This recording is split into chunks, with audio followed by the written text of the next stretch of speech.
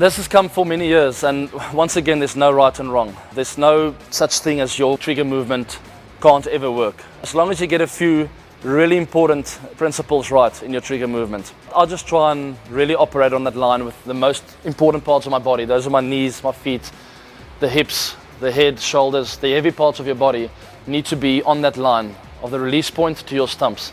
Never leave that line. The minute you go there or here, you're in trouble. You need to operate on that line the whole way.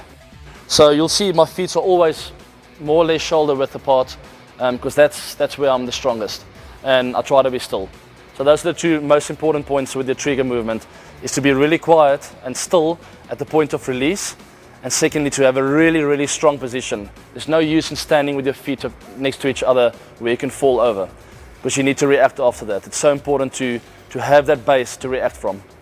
Alright, so the back and across, I've spoken about lines, and before I go out to bat, I try and practice a little bit shadow batting in the change room. I sort of picture a bowler bowling to me, I draw that line, and I'll just do a few back and acrosses in that line.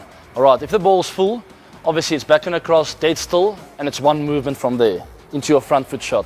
If the ball's short, you'll go back and across, there'll be a short trigger after that, and then rocking back onto your back foot. So that's a little bit complicated, but it happens naturally, you don't have to think about it. Alright, so it's back and across, if it's short, it's a little step and back. If it's not short, it's one movement. Alright, so that's all I think of, and that's why the trigger movement is there, is to get a bit of rhythm, to make sure you're still when the bowler's releasing the ball.